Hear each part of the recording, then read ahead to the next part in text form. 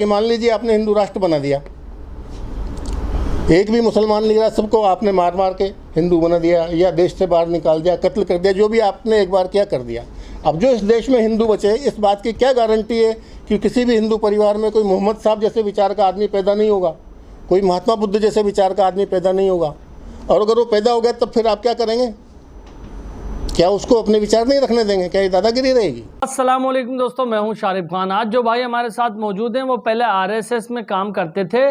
मैं यूं कहूं कि आरएसएस में एक पदाधिकारी थे। आरएसएस को तो आप जानते होंगे, राष्ट्रीय स्वयं संघ, यानी कि जो बजरंग दल, विश्व हिंदू परिषद जैसी शाखाओं को जन्म देता है वो आरएसएस, जिसके अंदर बंदा जब चला जाता है तो उसको इतना भारी कट्टरवादी, इतना बड़ा कट्टरवादी बना दिया जाता है कि एक विशेष समुदाय के लिए उसके मन में एक धारणा अलग हो जाती है।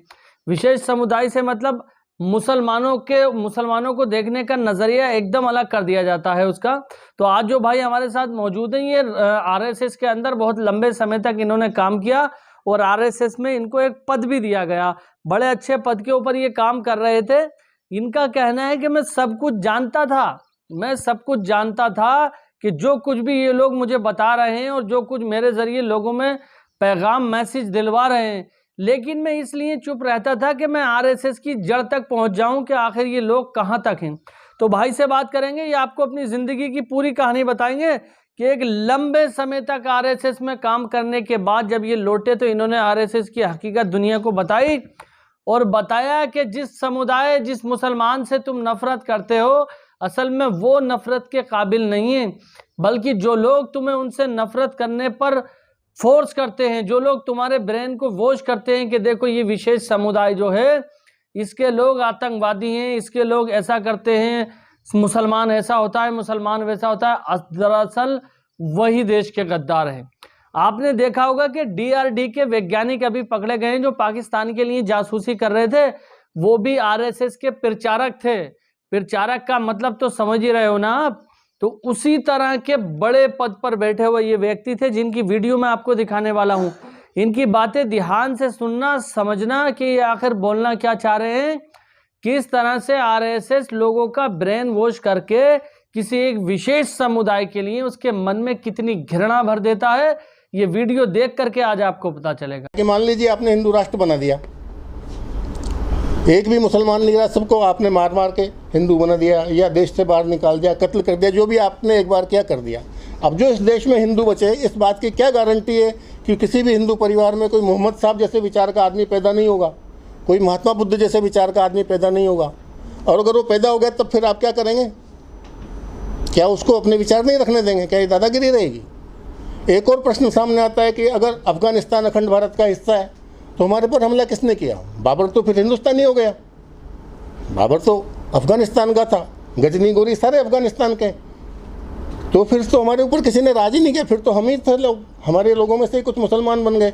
जैसे तब मुसलमान बन गए, ऐसे आने वाले टाइम पे मुसलमान बन गए, तब क्या करेंगे आप? तो कुल मिलाकर ये समझ में आता है कि ये कंसेप्ट बिल्कुल गलत था। इन्होंने जानबूझ करके लोगों को गुमराह करने के लिए एक नया शब्द सामने रखा, हिंदुत्व। तो मैंने 3 साल बाद भी 2 साल और दिए और मैंने संघ के सभी लोगों से एक प्रश्न पूछना शुरू किया कि कोई बात नहीं, आप हिंदू राष्ट्र के नाम पे, राम मंदिर के नाम पे, किसी भी नाम पे देश में दंगे कराना चाहते हैं, करा लीजिए। हज़ारों लाखों लोग वैसे भी एक्सीडेंट में मर जाते हैं, 3-4 लाख और दंगों के नाम पे सही, हिंदू राष्ट्र बनाने के नाम पे सही। लेकिन उसके बाद की क्या गारंटी है? उसके बाद कौन सी व्यवस्था आप लाएंगे? उसके बाद देश की समस्याओं का क्या हल है? आपके पास क्या ब्लूप्रिंट है? क्या आप लाना चाहते हैं? तो उनका जवाब था कि सारी व्यवस्थाएं अच्छी होती हैं, चाहे कम्युनिज्म हो, चाहे सोशलिज्म हो, चाहे कैपिटलिज्म हो, चाहे कुछ और हो, सिर्फ अच्छा व्यक्ति आना चाहिए, हमारे अच्छे आदमी आएंगे तो सब ठीक हो जाएगा। उसी टाइम पे एक और संस्था बनी, बजरंग दल। मेरे आंखों के सामने पहली बार संघ के अंदर अपराधियों को प्रवेश दिया गया बजरंग दल के नाम पर। तब भी मैंने ऑब्जेक्शन किया कि आप इस बजरंग दल में अपराधियों को क्यों भर्ती कर रहे हो? उन्होंने कहा हमें तो गुंडों से लड़ना है। मैंने कहा एक दिन ये जो अपराधी है ना, ये आपको आउट कर देंगे। आज वही स्थिति देश के अंदर है। आज आप देखिए पूरा अपराधी वर्ग इसके अंदर शामिल हो चुका है। आधारहीन, तथ्यहीन, तर्कहीन मुद्दे लोगों के सामने रखे जा रहे हैं। इसी तरह का एक मुद्दा बड़े ही भ्रामक तरीके से देश के सामने रखा जा रहा है, हिंदू राष्ट्र का। कभी ये संघ परिवार के लोग बोलते हैं कि ये देश तो हिंदू राष्ट्र है, कभी बोलते हैं हिंदू राष्ट्र बनाना है। अगर है तो फिर बनाना क्या है? और बनाना है तो कैसा बनाना है, फिर उसकी रूपरेखा क्या है। पिछले 8 साल में ये इसकी रूपरेखा के बारे में एक लाइन भी बताने में असफल रहे। इसका मतलब इसकी रूपरेखा में कुछ न कुछ गोपनीय जरूर है। दूसरा प्रश्न ये उठता है कि यही वर्ग के लोग एक तरफ अखंड भारत का भी नारा लगाते हैं। अगर मान लीजिए अखंड भारत बन जाता है, जैसा कि हम भी चाहते हैं, सभी चाहते हैं कि बने, कौन नहीं चाहेगा कि अखंड भारत नहीं बने। तो इस अखंड भारत में अफगानिस्तान 4.5 करोड़ लोग, पाकिस्तान 22.5 करोड़ लोग, बांग्लादेश 16 करोड़ लोग, लगभग हो गए 40 करोड़ लोग, 30 करोड़ अभी देश के, यानी लगभग 75 करोड़ तो मुस्लिम होंगे इस देश के अंदर। तिब्बत के और बर्मा के, श्रीलंका के में ले लीजिए तो 10-12 करोड़ बौद्ध हो जाएंगे। तो हिंदू तो माइनॉरिटी में नज़र आ जाएगा। अगर 10 साल लग जाते हैं हिंदू राष्ट्र बनाने में, तो 10 साल तक इन सबकी जनसंख्या बढ़ेगी जैसे बढ़ती है। तो उस टाइम पे फिर देश में डेमोक्रेसी रहेगी या नहीं रहेगी। अगर डेमोक्रेसी नहीं रहेगी तो इतने सारे लोगों को, अभी 30 करोड़ लोगों को तो ये लोग संभाल नहीं पा रहे हैं। इनको लग रहा है कि बस हिंदू खतरे में आ गया। तो जब 50% अगर उस समुदाय के आधे लोग हो जाएंगे तो कितना तो हिंदू खतरे में आएगा, कितना आपस में लड़ाई झगड़ा होगा। तो नेचुरल है कि अगर हमने अखंड भारत बना लिया तो हिंदू राष्ट्र नहीं बनाया जा सकता, और हिंदू राष्ट्र बनाया तो एक बार फिर इस देश के 2 टुकड़े होकर रहेंगे। यही प्रश्न मेरे दिमाग में आज के 40 साल पहले आया, जब मैं संघ से जुड़ा हुआ था, बहुत ही ज़्यादा सक्रिय था, प्रचारक बनने वाला था।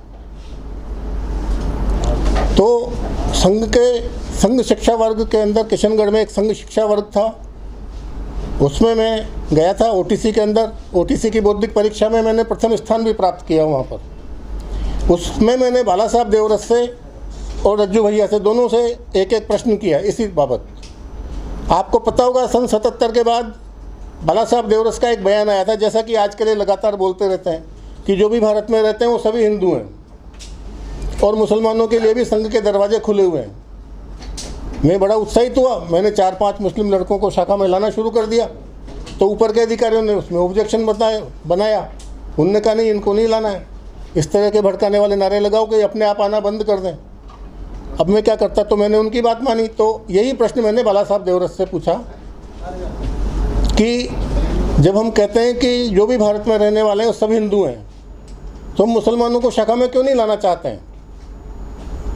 तो बाला साहब देवरस ने मेरे को जवाब दिया कि जब हम हिंदू की परिभाषा करते हैं तो हम यही बोलते हैं कि जो भी भारत में रहने वाले हैं वो सभी हिंदू हैं, लेकिन जब हम संगठन करने की बात करते हैं तो हिंदू से हमारा मतलब वही है जो परंपरागत अर्थों में हिंदू का होता है। बिल्कुल ऐसे के ऐसे ही शब्द थे उनके। तो उम्मीद करता हूं दोस्तों इनकी बातें सुनकर आपको काफ़ी कुछ जानने को मिला होगा। और जिस तरह से ये 3-4 संगठन हैं, अब तो बहुत सारे हो गए हैं, जैसे बजरंग दल, विश्व हिंदू परिषद और अपना RSS, भारतीय हिंदू जन जागृति पार्टी, और इस तरह के बहुत सारे। अब तो मतलब भारत में किसी चीज़ की तरक्की हुई है या नहीं हुई है, लेकिन संगठनों की बहुत तरक्की हुई है। पूरी देश की जनता को संगठनों के अंदर बांटने का काम किया है नफरतबाजी लोगों ने। और मुख्य शाखा जो निकलती है वो RSS, राष्ट्रीय स्वयं संघ से निकलती है, जिसका हेडक्वार्टर नागपुर में है। अच्छा, मैं आप लोगों को एक बात और बता दूं, नागपुर के अंदर नितिन गडकरी जी की सरकार है। नितिन गडकरी क्या करते हैं कि नागपुर में बेहतर से बेहतर काम करने की कोशिश करते हैं। मैं अभी पीछे नागपुर में रहने वाले लोगों के पास गया था, मैंने उनसे वहां पर पूछा था कि आप मुझे ये बताइए कि RSS का हेडक्वार्टर है यहाँ पर नागपुर में, तो पूरे भारत के अंदर जिस तरह से नफरत फैलाने का काम करता है RSS, नागपुर का माहौल क्या है। मुस्लिम मोहल्ले इलाकों में भी गया था, तो वहां पर उन लोगों ने बताया कि सबसे हिंदुस्तान में अगर कम प्रभाव RSS का कहीं पे है तो वो नागपुर में है। ये मुझे देख के बहुत अचंभा भी हुआ और अजीब सा लगा कि जहां हेडक्वार्टर है वहां RSS का प्रभाव सबसे कम है। वहाँ कभी हिंदू मुस्लिम वाली बातें नहीं होती। आपने देखा होगा कि नागपुर के अंदर कभी हिंदू मुस्लिम वाली लड़ाई नहीं देखी होगी आपने। कभी ये नहीं देखा होगा कि गोरक्षा के नाम पर मॉब लिंचिंग की जा रही है। पूरे भारत के अंदर जगह जगह आपको ये देखने को मिल जाएगा, लेकिन नागपुर के अंदर नहीं मिलेगा। जबकि RSS का हेडक्वार्टर नागपुर में है। पूरे भारत में जो RSS की शाखाएं डील की जाती हैं वो नागपुर से की जाती है। इसके पीछे क्या राज है, ये आप लोग कमेंट में जरूर बताना अगर आप लोग समझते हो। बाकी इंशाल्लाह अगर आप मेरे चैनल पर पहली बार आए तो चैनल को सब्सक्राइब करके बेल आइकन पर ऑल का बटन सेलेक्ट करना। फिर मिलूंगा इसी तरह की एक नई इन्फॉर्मेटिव वीडियो के साथ। तब तक अपने भाई को इजाजत दीजिए। खुदा हाफिज, जय हिंद, जय भारत।